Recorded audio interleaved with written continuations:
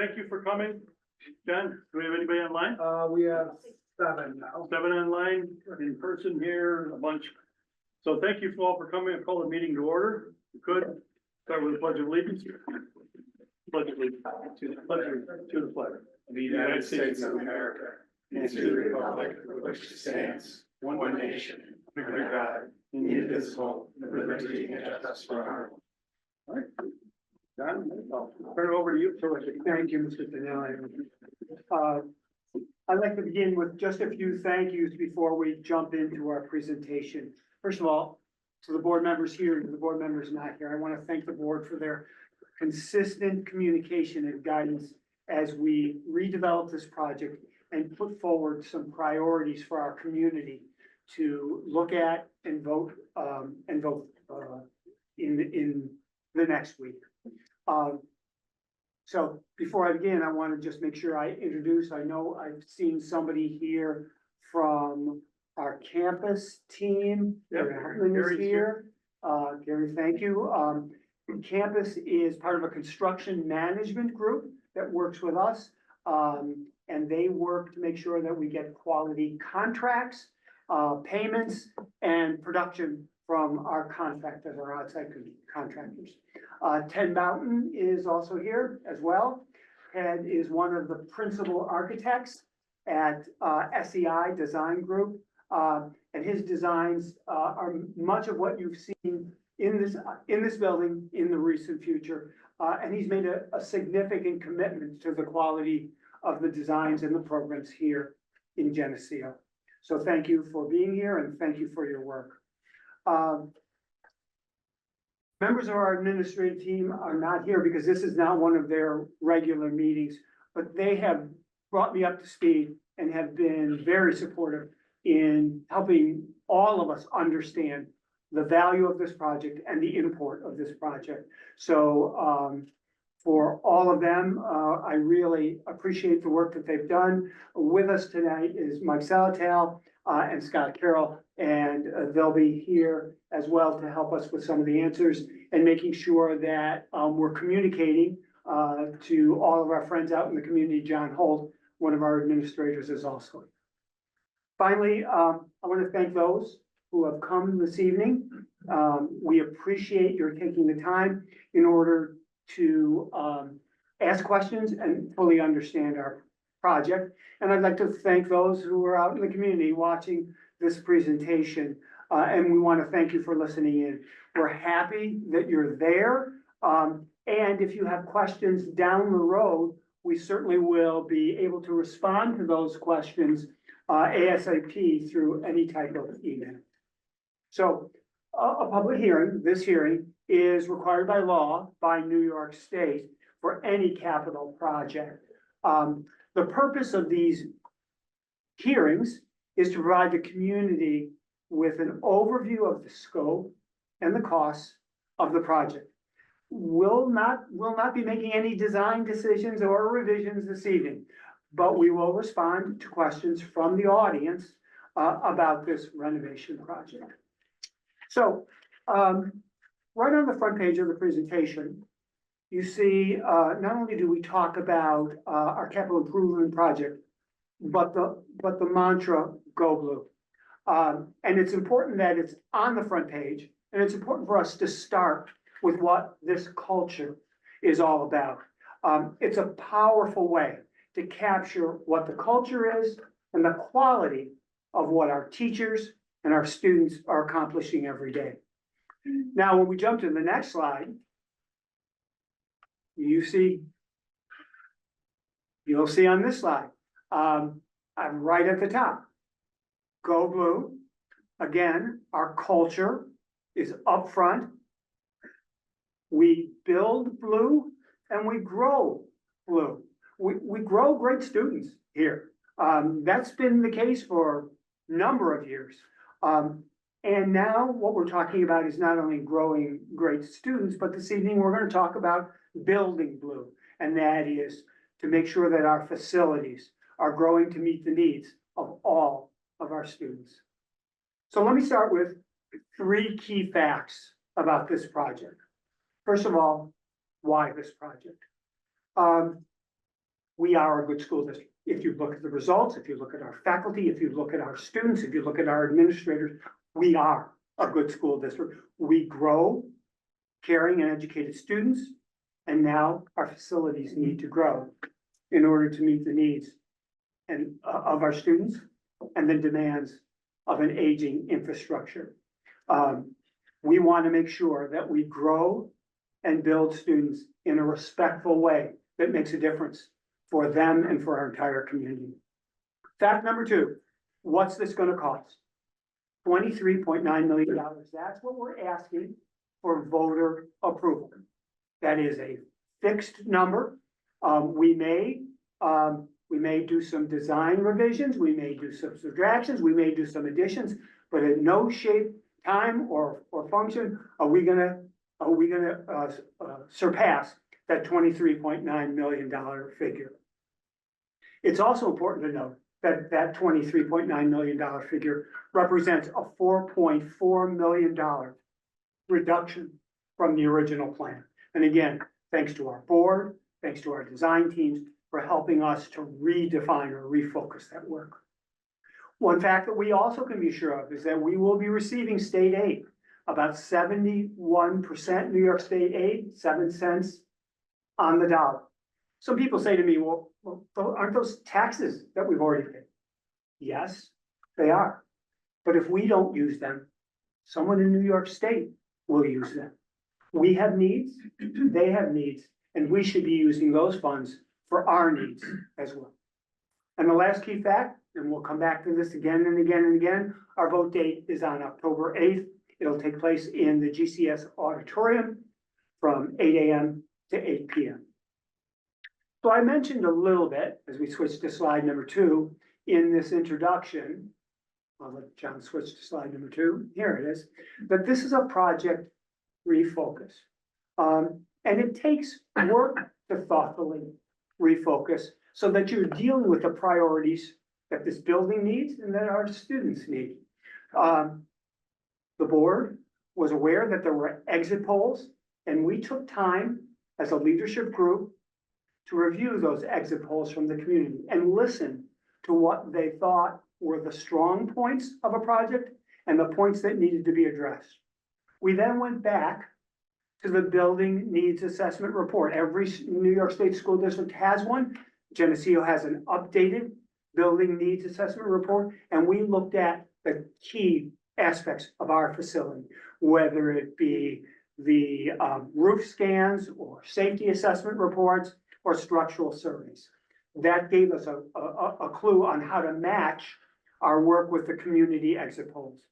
And we put together a refocus project that stands for 3 unique things as we look to build this time and for these purposes.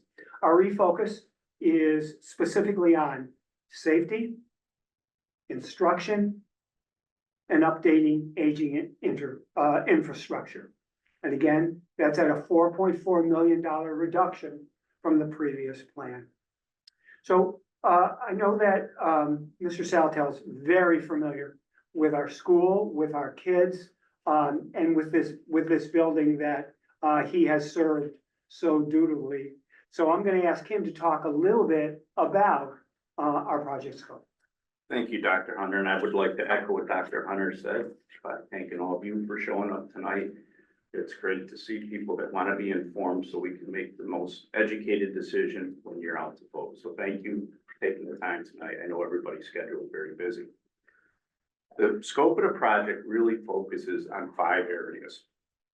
The first area being safety, and part of the safety is the building entrance and creating a 2-stage security checkpoint.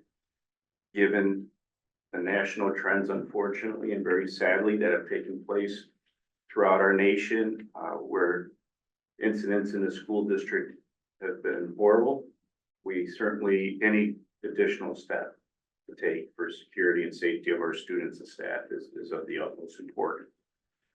The SRO in this 2-stage security checkpoint will be positioned right in the main lobby. There are also going to be door improvements.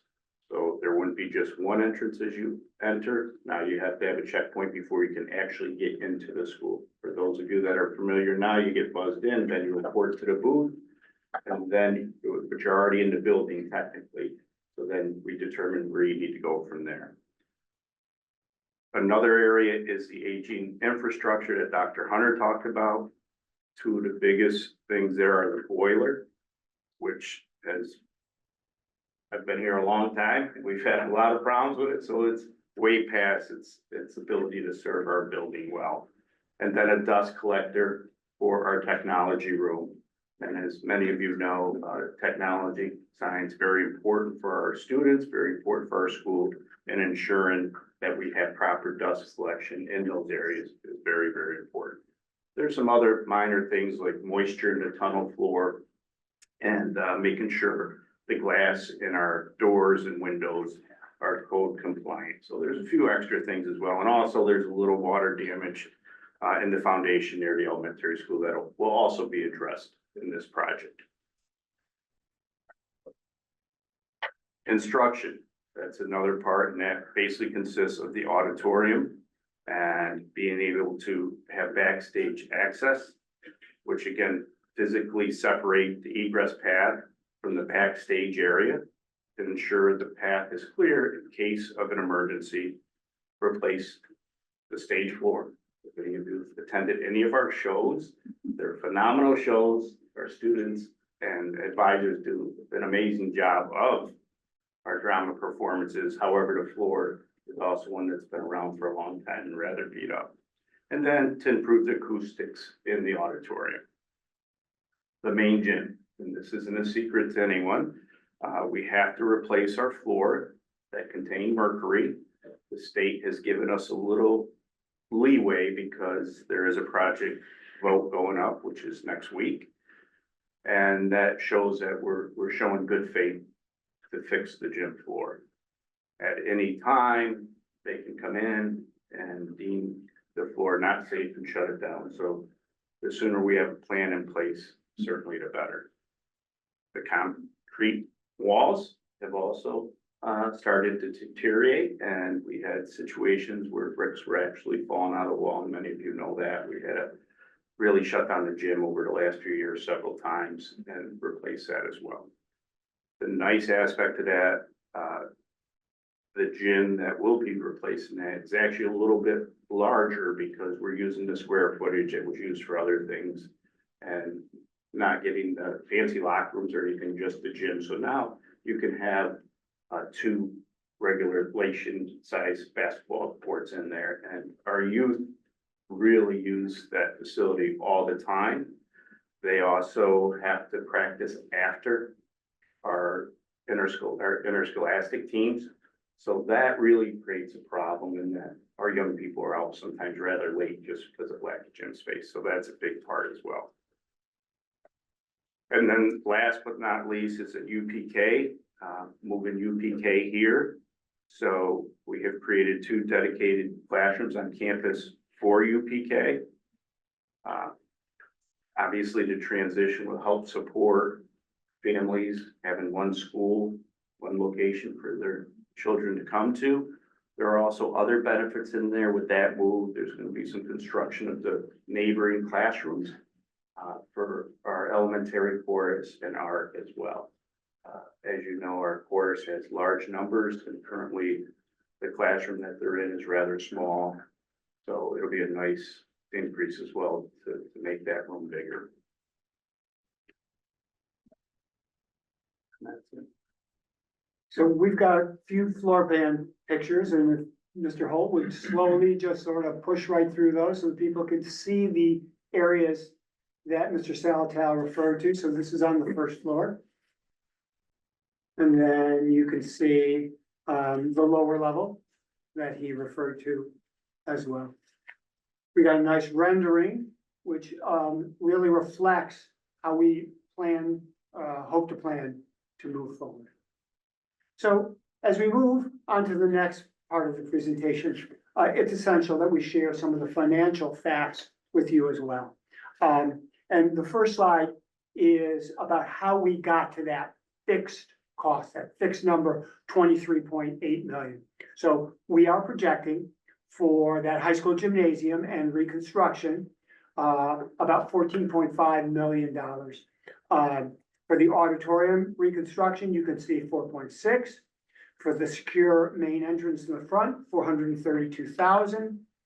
The building infrastructure, which includes the priorities that we talked about for the boiler and dust collector and some of the mechanical work, that will be projected for $1.8 million.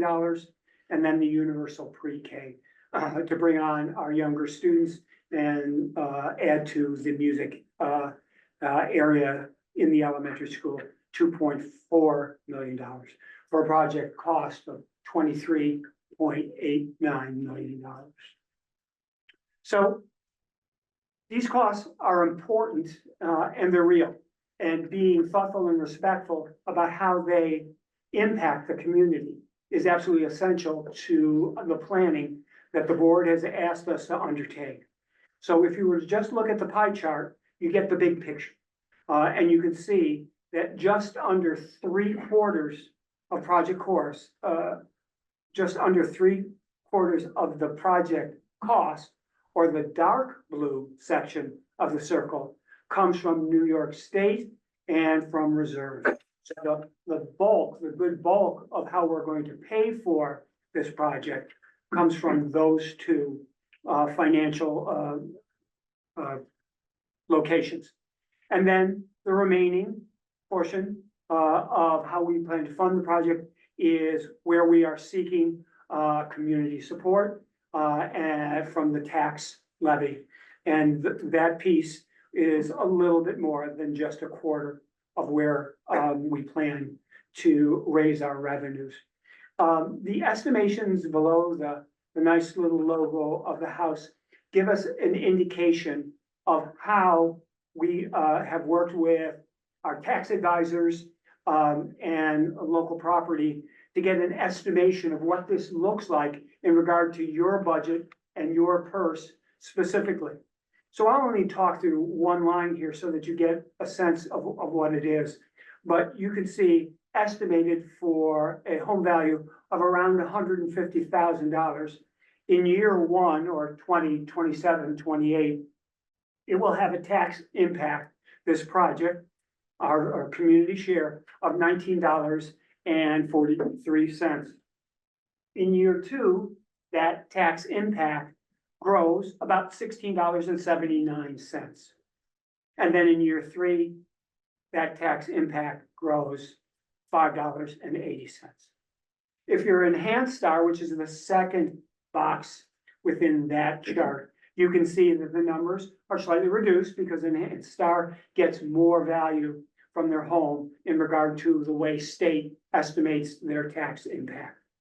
And what we have here is a nice way to show you the progression of how we're trying to mitigate those taxes and use community resources to their fullest extent.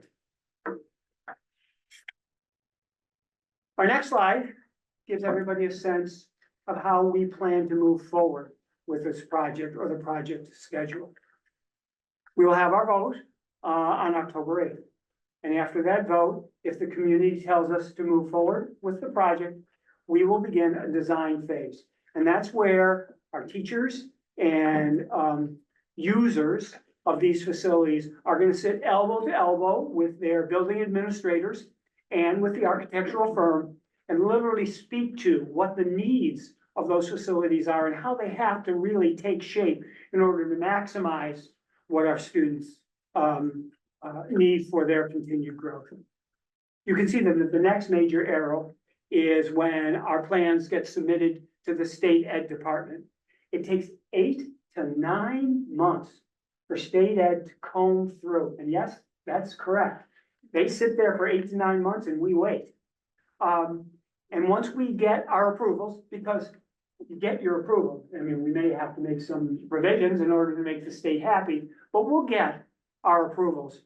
We'll begin some sort of groundbreaking in the middle of the next school year, and you can see that in 2026. The interesting thing about this design schedule is you see 2 summer work sessions. And that's critical time. And that's important for us to make sure that we do all of our prep work prior to that summer, maximize our summer work when our kids and when our faculty are away from the building. Then we again go back into a school year where minimal work can take place as long as our construction teams are separated from our students. And we'll carefully make sure that happens. And then we get a second summer in the summer of 2027, which will lead to project completion at the close of the 27-28 school year. So with that, we get you one more rendering. There's our vision of where we want to be. And we've talked a little bit about how we're going to get to that vision. But the key reminder is in that little bit of a triangle right there. The vote is on October 8th. And that will be from 8 a.m. to 8 p.m. in the GCS auditorium lobby. So at this point, the last slide is if there's one more, once again, you start with culture, you end with culture, especially when it's a strong culture. And that's what this district, and that's what we want for our students. So at this point, I'm going to stop and see if there's any questions that our group attending might have for Mike and me and Scott, and or our construction manager for our architectural firm. We'd be glad to do our best in order to respond. If it's going to take this long to do this project, have you built in increases in the budget that will keep it from going over that $24 million? So there are contingencies built into every single one of those 4 or 5 estimations, because we know that there's going to be inflation. We know that there's going to be construction costs. What we also know is that we've said to the community that it's $23.8 million. So we need to make those adjustments. We need to hope that our contingency plans are right on, and if they're not, then we make those adjustments internally. Give it a follow-up question. You won't make compromises that are going to create issues in the near future. So the answer to that is the plan is well constructed, and it shouldn't require those types of significant compromises. However, we're bound by our fiscal limits. So if we have to, we need to be very careful about what we do and what we don't do. And we also have to be very careful about making sure that what we do is of the highest quality. Right. So to clarify, it's 22% is factored in? I can't So hear you. 22%. But what Matt's referring to is we have about a 22% contingency, and the numbers are all in numbers. For overrun. Yes. Thanks, man. In any capital project, state aid funds some portions of the project differently than others. I'd like to have you explain to me which portions of the project are getting the least amount of state aid. So you are absolutely right that in fact, depending on where the project touches the community and the students, the state aid may vary. I don't know, Ted or Gary, if you have a sense right now, as I look at this, we should be close to fully funded in each of those areas. Yes. Okay. Because it's renovation. Yep. The state favors renovation on the aid side versus addition. So you're taking full advantage of your aid with the scope of work that you're proposing. Okay, so we're fully funded, but that's a good question because in most projects, there are pieces, ancillary pieces that are not. In this case, because the scope has been specifically designed, we are fully funded. Fully funded. Next question. Sure. Where are your UPK classes at present? Present? They're They're not here. They're off campus. They're off private campus. jobs, Yeah. Okay, so bringing them on campus seemed to be the real need for these classrooms, is that Correct. correct? For transitions, especially, yes, for learning, it's better to have the students here and easy to transition when they then go into the elementary school. And it allows us opportunity to support the classroom more as well. Yeah, and that's critical with special education kids and with the reading and math needs that all kids are showing. So having those supports on campus will be very valuable. And what date was this building actually constructed? Oh my gosh, We're in 1972. I should know. I've been at it for a while. 72. And how many times has the gym floor been replaced in those 50 years? Yeah, probably about 3 times. Do you know? I think 72. Yeah. Oh, no, I mean, how many times has the gym floor been replaced? Oh, I don't- that, well, just, it only been, I think it only been once up until this Yeah. most recent one, to my knowledge. So two. Were there design flaws in the gymnasium from the get-go? Yes. Yes, yeah. The wall. Yeah, the walls, The walls were Speak to fixed this, with they're- epoxy. they're 4-inch blocks, not the outside structural part, but the inside 4-inch blocks that were not cement. They were glued. There's no structural supports. As a result, we've mitigated the walls with steel reinforcement, which is evaluated on an annual basis by the structural engineers to keep us using in a safe way. But that has a useful life as well, and therefore we have to do this. So this project presumably is going to solve those problems for the foreseeable future. Do the architects give you a lifespan of what they're going to do? He's sitting right behind you, but yes. So Ted, I don't know if you can give a sense on It's current code. a useful. I mean, it is life. 50 years old already. Right, right. And So- we've kicked the can down the road as far as it can go. Yeah, exactly. Yeah, so that portion on the plan that shows the gymnasium, that's going to be primarily rebuilt. Most of the walls are gonna be replaced. So instead of the glue that's there now, which did have a lifespan of 40 to 50 years, we think, and it basically dried out. We're gonna use a mortar system that's more traditional that you would see in most buildings, and that has an expected lifespan of about 100 years. So, and it could last longer. I mean, we have masonry buildings we're working on for the city school district. Last year, we worked on one that was over 100 years old that had a similar type of construction that was still fine. So it has a very long lifespan.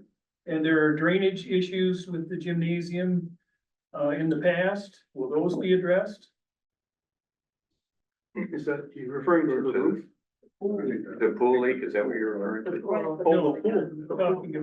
The floor was warped at one time because of Yeah. drainage issues. It Yeah. was That has to do with the pool. pool, Yeah, that was pool. actually a leak in the pool that ran through the halls right into the gym. Has the pool been repaired There appropriately? have been measures to make sure that doesn't Yeah. happen. Yeah. So we now have a containment We, system around yeah, it, we created a concrete berm Yeah. to contain any type of flood water. similar to a gas Guide tank to a containment drain. system. And one last question. What will the auditorium floor be constructed of? What type of material? So I'll again let the architects respond to that. What I find about good auditorium floors is that you can nail into them. And then after the props and scenes are taken away, is that the wood tends to heal itself and can do that for a number of 20, 25 years if you get the right wood used in your panel. Yes, we're planning on a wood replacement floor. We haven't picked the exact wood yet. But similar to what Dr. Hunter mentioned, it would be something that could be used for 20 to 25 years is the goal. Thank you. Thank you. What is the current debt service and when's the next one going to be finished? Do you have a sense of where we are with our debt service right now? The last building project, was the bus garage. That was around 2016 to 2017. That's 15 years. So technically right around like 29, 30, 31, our debt should be falling back up. And you can kind of showcase that in some of the forecasts that I have, a 5-year plan in terms of our tax cap. you have a rough number of how much debt we have at this time before we get into more? I can look and get I can do some homework on that for you. I don't wanna say something that might be inaccurate and then come back to you. I see you're gonna use 833,000 of the reserve funds. What will that leave in the reserve fund? 0. So that was, started in 2017 and it's a 10-year lifespan. And so that has to be utilized by 2027. Scott, we should clarify, that is only the capital project, capital reserve fund. Yes, There are other reserve funds which are separate. Once money goes into a capital reserve fund, it can only be used for that purpose. I realize that. How about the impact on our fund balance?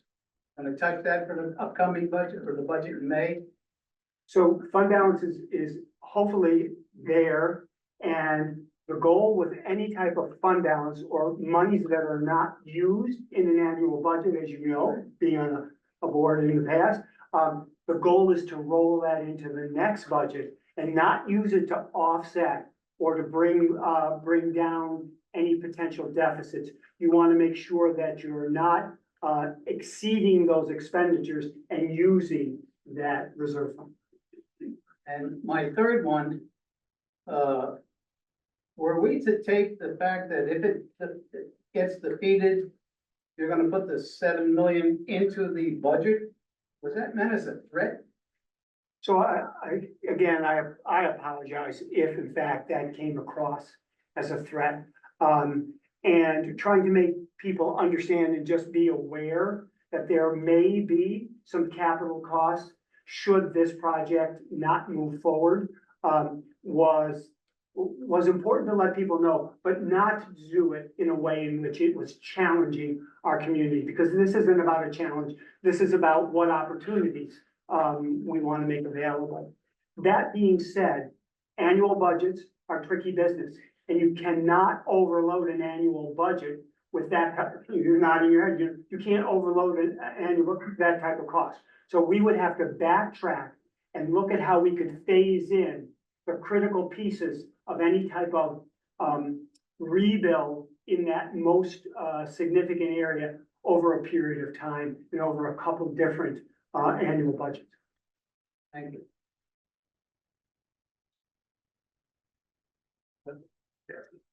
Currently, are the UPK teachers paid by the school district? No. And No. if we bring UPK to our district, then we assume all responsibility financially as well as the employment of the teachers, however many are out at UPK. so if we brought them in-house, we get a grant for roughly $270,000. And that is allotted for typically, I want to say pre-K, you have 16 to 18 students. So that 270 with all this, with that fully funded and fully, I guess, at the cap of 18, you would then be able to use the 270 to purchase our own staff members with our own curriculum that we'd be able to teach the pre-K students with. Is that forever or the? As long as the year? grant is going and we can appropriately get the numbers that we need, then yes. But at some point, the district will embrace that program fully. So Kathy, you're right. With all grants, you need to plan and be cognizant that at some point that grant is going to disappear.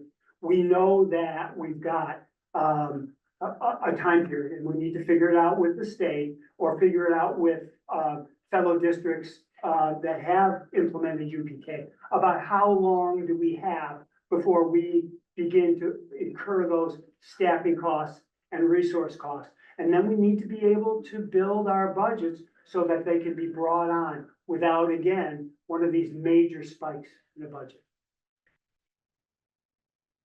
Regarding that seems like an odd answer that we're looking at over $2 million for the half of 18 students, is that correct? No, For one classroom. so So what's the? Typically, you would have 2 full classrooms. Yeah. And, yeah, okay, so you haven't projected out, you haven't done your homework yet as far as what it would look like when grant runs out, you're just hoping that it won't, So, not meant being a. yeah, we don't know when the grant will run out. You are absolutely correct. Can we anticipate that we will have 2 full classrooms in UPK? Probably, knowing the way, the demands of our society are shifting. We probably will have, demand and will need to be able to guard against increasing class sizes in order to maximize what we get out of those 2 classrooms. So we're off to a good start with 2 UPK classrooms at targets of 18 students per class. Is there a sense in which the surrounding wonderful opportunities that are available are not working? I don't know whether we would go out and solicit from our community any pieces about negative feelings regarding, again, as you say, some of the people that have worked closely with our students in the community. But as Mr. Salatel mentioned, when we bring UPK on campus, we get the benefit of special ed teachers, reading teachers, music teachers to supplement the work of UPK. So I don't know if there's a lack of I don't know if there's any type of lack of what's going on as much as what we can do to do our work above and beyond. So just to, be clear, that grant of 270 covers all of those extra services? No, we already have music. We already have art. So they're not gonna get paid any extra for the extra burden of. We'll be making our assignments at the elementary level to include those types of services with those individuals. The grant will focus on the teaching staff and the support staff that's so necessary. So actually, that was just an additional question. My original question, I'm looking at the brochure that came out this week, and it says the total project cost, which you showed, is just shy of 23.9. But then right underneath it, it says state aid for the project is 21.2. Is that correct? So most of the numbers on that page are projections.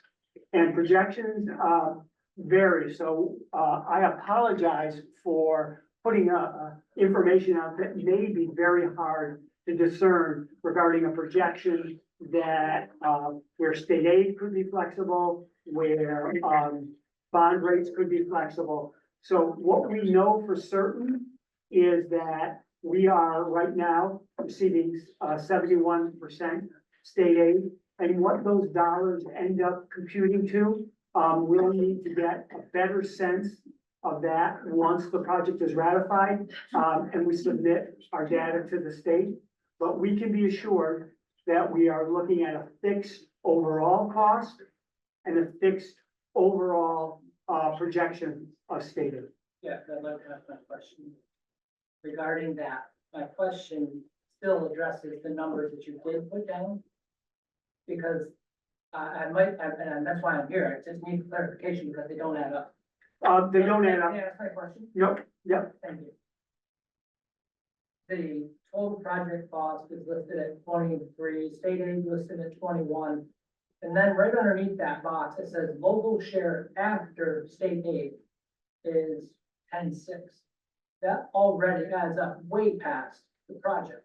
Then it talks about capital reserve funds and it talks about tax levy impact. The numbers just don't, that's why I'm asking. The Yeah. numbers don't add up. You're looking at 30-something million, not 23. The numbers are projections and But they, those projections are way over the 23. correct. So, Okay. so it's kind of like when you buy a house, right? So say you buy a house at $300,000. Yeah. Right? That's your purchase price of your house. If you're not paying outright, you're financing that. And so your total cost of your house is not $300,000, it's interest added. So that's where some of the confusion is happening is there was an attempt to provide transparency to the public regarding projected financing costs over time. So, How come that's not listed like that anywhere in here? so That's our mistake. on, so there's not, there, in this, there's not the No, there's not. There's not the No. star. No, that's that our, talks about- yeah, no, that's our decision. That's on me. That's something that I looked So- at and So if you look on this, there's a little star and there's really fine print that says this amount includes bond interest charges. So there's extraneous numbers that are listed, which you're 100% correct, it doesn't add up to. And so there, I get you, it is confusing. So the levy, Scott, right? The levy amount will be the 6,637,546. correct, yes. All of that to get back to another one of my questions regarding, it goes back to the concluding statement that the things that, if it doesn't get passed, you know, these are the areas that need to be addressed, that will be addressed in a budget, which I appreciate that, clarity, but that helps or brings about another question. If the actual cost, I think if I was at the last meeting where we had a meeting in here before the last vote, there was a question regarding what's the actual cost of the actual repairs of the gym? And if I remember correctly, I could be mistaken, it was in the $4 to $5 million range, which means when we look at the pictures, we're really trying to create a beautiful building and calling it education. Even when you were presenting the line on education, the two things that you drew out were the auditorium and the gym. I'm not sure how that's helping create a better student and helping our teachers who are probably quite underpaid. And especially considering seeing, you know, the recent money put out for superintendent, the 3 people involved in that. So all of that, and I'm looking at this education fund, and then I look at the things that we put in your brochure for pictures to show, oh, look at what we've already done. It's just none of it has anything to do with education. It has to do with facade, and it's the word you used, facade.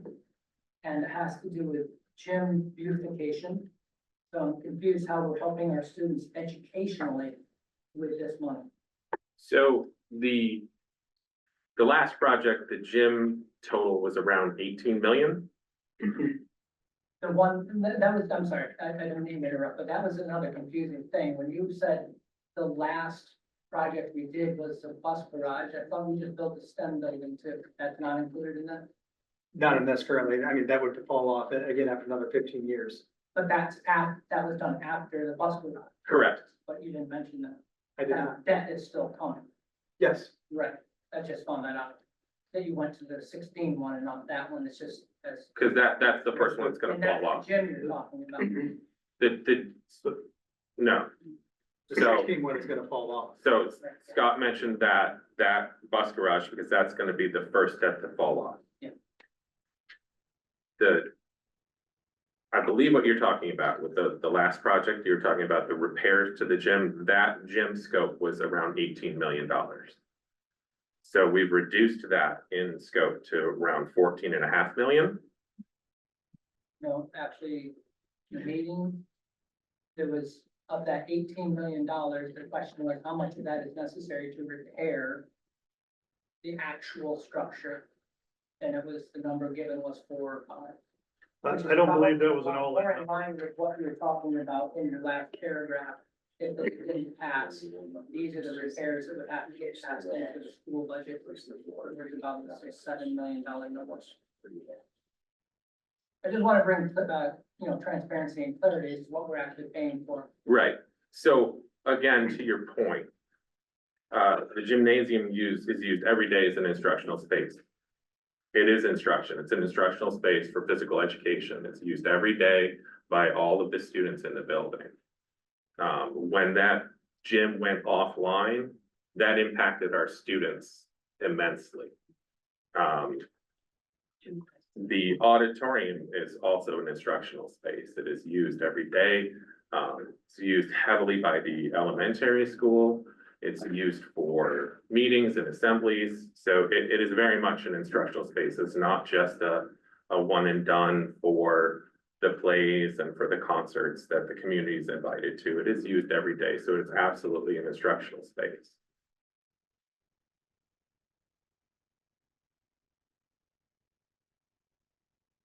Again, I appreciate that, because I am a person who actually benefited greatly from gym. That was my speciality. But when, again, I go back to the last meeting and I look at the renditions of what you were looking to do, and then I see the renditions of what you're looking to do now, it just looks like so much of the money is spent on making it so that when you walk up to the building or drive by it or walk up to the gymnasium, you go, wow. It just seems like a lot of money to make it say, wow, look at the awesome building we have. That's all I'm saying. So we definitely have reduced the scope of the outside work with this. You can't tell by the render. So that's definitely one, I appreciate your comments because that was a conversation that we had quite a bit, that we really appreciate the look. But to be honest, that's not who we are. We in this area are a practical people who are interested in having well-educated, well-rounded students. Though it looks great, thank you, what happens on the inside. And I think the drawings look great, but we are very interested in the meat, and my kids got some stuff out of the gym. They also got a great deal out of the auditorium too. So I think we're trying to ensure that we're covering a lot of educational space to get all the greatest bang for our buck, for lack of a better term. And I don't quite do the details of the numbers as well as you all do, but that was the thinking behind it. So I appreciate it. I thought the same thing when I saw the drawings, like, wow, that's beautiful. That's a lot. Yeah, so the feedback that we got from the educators in those spaces really drove Yes. this project. The physical education teachers were saying that they needed more space. And so that's what this project is hoping to achieve, is that it is adding additional space in the gymnasium for different centers and things that they're trying to do, which they can't do now. All in favor? And I want to say too, I mean, I've worked in this building for 31 years and I have a lot of pride about that. I don't necessarily have a lot of pride at how our building looks. And while I don't think we should be spending gazillions of dollars on how it looks, I also have a lot of pride in last night when I was chaperoning a game. I had 4 people come up to me from other schools saying, wow, that really looks like it's been nicely done to our addition right now. Now, I think that the feedback was, we don't need all the bells and whistles. Do we want to have something that is just a plain cement wall on the outside? No. So I think that there has been a compromise here. There've been compromises in every aspect of this, but I feel like it would be really nice to walk up to a building and say, oh, the new gym and the new elementary gym make this building look like a place that we want to go into, that we have pride in. And so I think that that's not nothing. We have been putting little Band-Aids on things for a very long time. And this is a way for us to say, you know, if we're gonna be spending 23.9 million, let's spend 24 point something million and get something that looks and feels like what we want it to. Yeah, I'd like to say I support that. Every time I visit another school campus, the first thing that I look at is how nice it looks and how well it's kept. And I happen to have grandchildren. If they drop a piece of paper on that other campus, their grandmother is telling them to pick it up. So it stays beautiful. I mean, this is the first thing you see when you come into our village off of one of our major highways. I want it to look nice.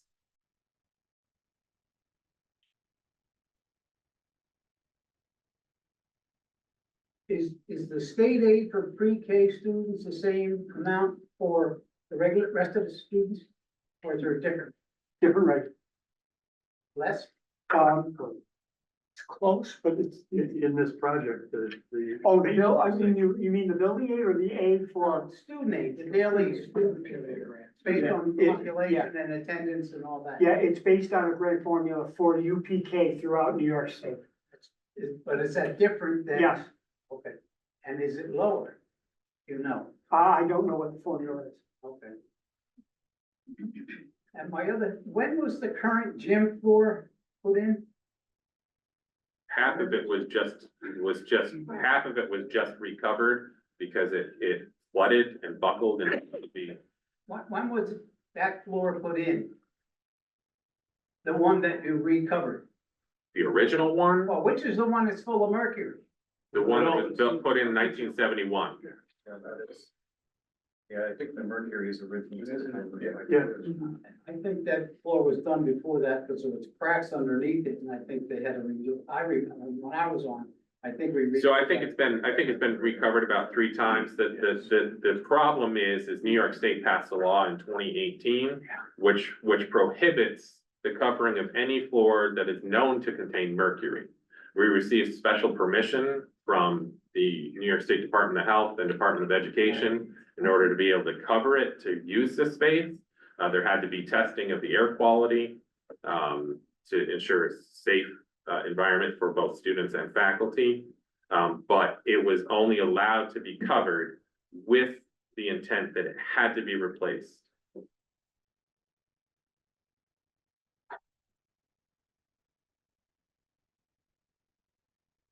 What are the census projections for the next 5 years? So I'm not sure the district did a census, did we do a census projection, for the initial part of the project planning? That you're aware of, Gary? No, I'm not aware of no, Okay. not at all.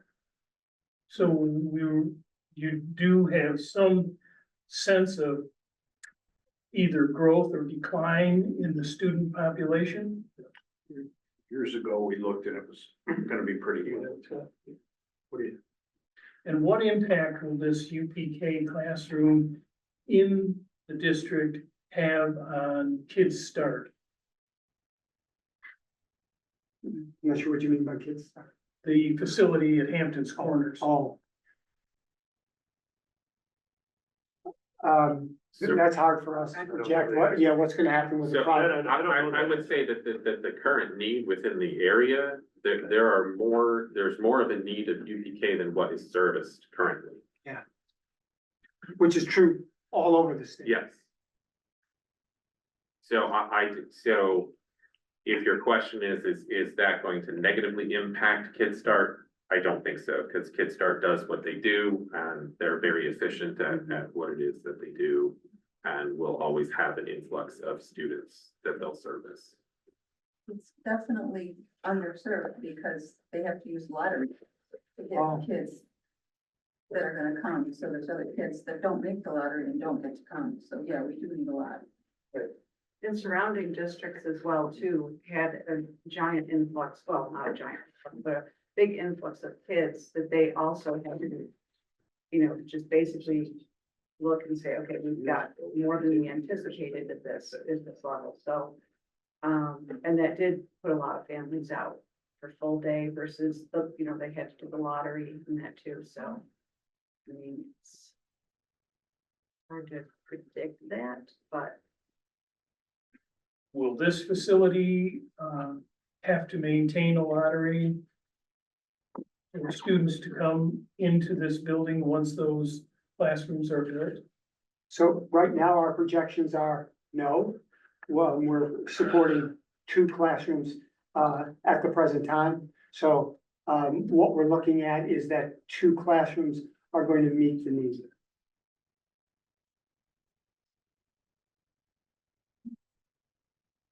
I know you've lived through times where the state has cut state aid. Yep. If they approve this at this level, is that number fixed for when the state's in trouble and has to start cutting state aid? And we're in the middle of a project? So this number should not be impacted on what we're hearing that's potentially coming out of Governor Hochul's office over the next 2 years. We don't expect it right away, but over the next 2 years, we do expect that foundation aid, you know, that's where we draw the majority of our aid for instructional support. We do anticipate that foundational aid will change. Building aid formulas have not been part of the conversation that I've been listening to. So we're really just keeping our fingers crossed. Well, we're ahead of the game.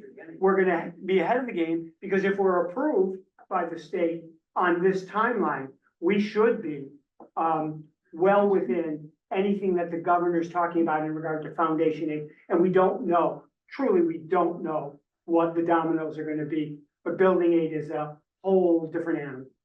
The state, they can approve it, but that doesn't bind them to that number. If they decide to start cutting things, maybe. So, I think hard to- I think voter approved projects, I think it But not does the bind the state Yeah. to that number. A number are approved, but not necessarily what the state aid will be when this project takes place. 3 or 4 years from now. yeah, I mean, I haven't seen, I haven't seen in 25 years where they changed their formula or withdrawn aid. Agreed, I agree with you. It's probably been even longer than 25 years. They don't touch building aid typically.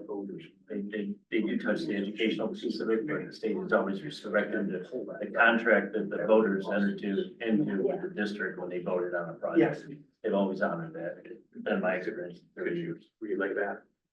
That's a very good point.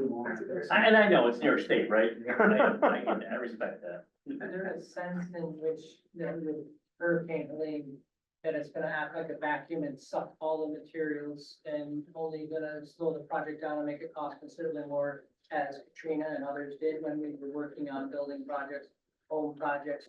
If you could find materials, you were paying 50 to 70% more. Is that, I know it's hard, it's another one of those hypothetical, but it's actually not hypothetical, because it did happen. And we know that that's what's going to happen because we're not ignorant.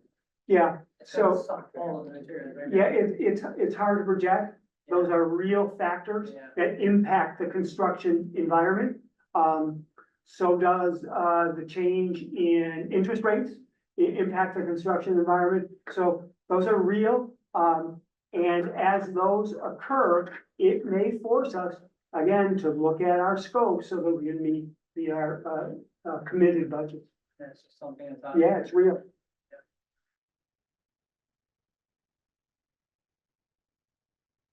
Who's gonna be the project manager?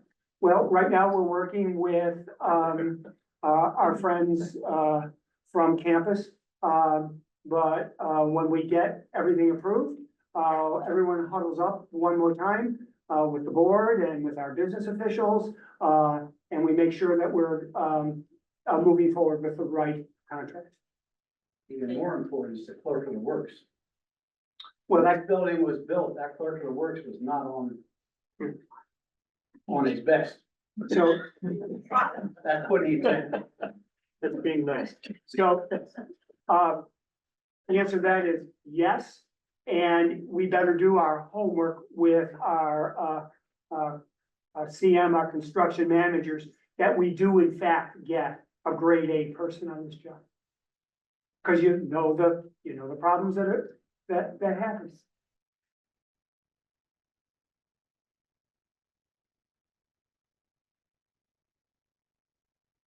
Little backtracking, but, talking about the UPK, I've been a special education teacher for 24 years, and I've worked in 4 different districts, and anybody who's just questioning about the UPK, I think it's just really important to think about the fact that getting those kids on campus is huge.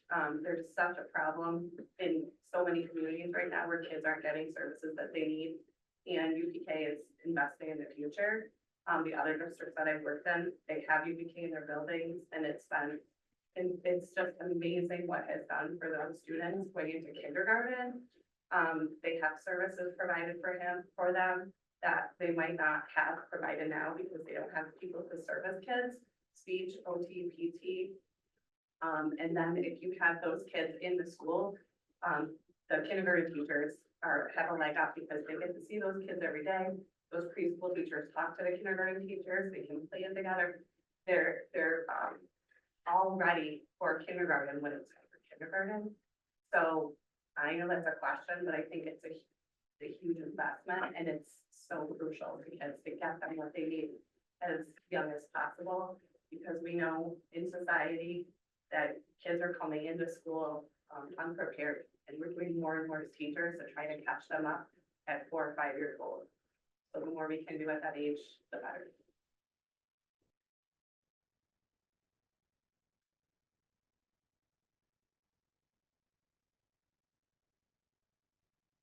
So I just want to go back to the blurb just briefly. It certainly was not intended to be a threat in any way. What we were trying to illuminate for the community is that there are certain, obviously our infrastructure is aging. And there are many components that say if the boiler goes, like you need to have heat for the building. And what we're trying to do is to take advantage of state aid through a building project versus you don't get that building aid once it's having to go in the regular budget, because that type of scope of work is identified as a need, and if you don't address it,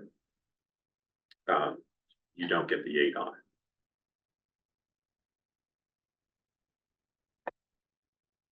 But if some of this has to go into the budget, that's gonna raise that budget above your 2%, more than likely. So it's gonna force us, so you're right, it's gonna force us to go through that budget with a fine tooth comb, so that in fact, we stay with the projections that the board has set out over the long term.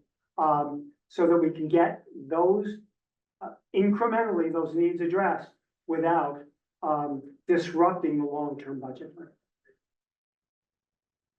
Is someone going to write a follow-up article for the newspaper and inform all those people out there who have complaints or are ill-informed about the positive aspects of this?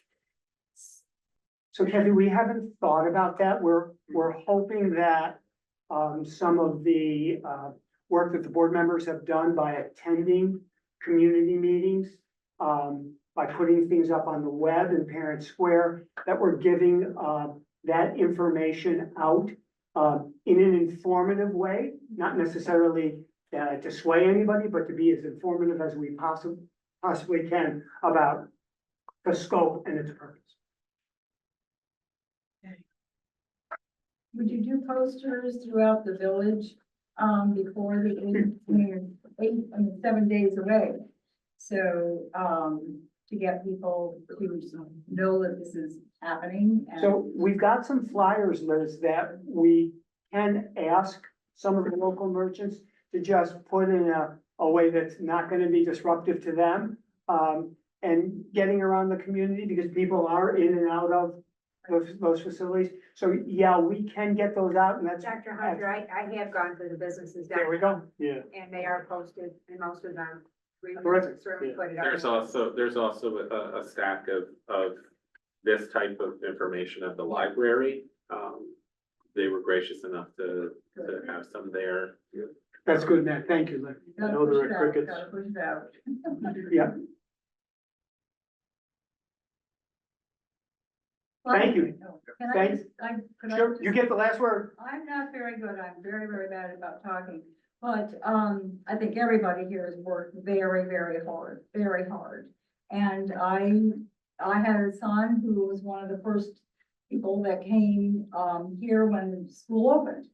So that was a long time ago when there were no walls up and they loved it. But now we're in the real time, and I think talking about whether something is attractive or whatever, spending money because it looks great, I think we've got to leave that away. Leave that away. It's not true. When we fix something that's gonna stay here for a while, and it's so easy when you read this. There are only 4 things that are really, things that are going to be fixed. And then that needs to be done. And that is attached to the children that come to school here. I mean, we're not just doing it because, let's just fix that. No, we want them to come, we want it safe. And we're looking forward and not just thinking about tomorrow. And then in the process of doing that, you can create a beautiful building. inside and outside. You know, we're not saying we just want to do these things and then everything's gonna just be like lollipops outside. Look, the lollipops are gonna be all over the house.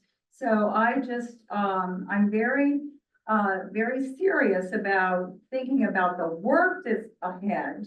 And it's not gonna be that long. It's gonna be what, 4 years or whatever to get it all, there it is. We've gotta just laugh and have fun and just say, what else can we do and continue? So thank you. Thanks, Leslie. Thank you, everyone, for attending, and thanks for your Are there any questions. Zoom questions? There's not, there's no chat. Okay. Thank you, everybody. Thank you. Okay. Make a motion to end the meeting. Second. All right, all in favor? Aye. One idea.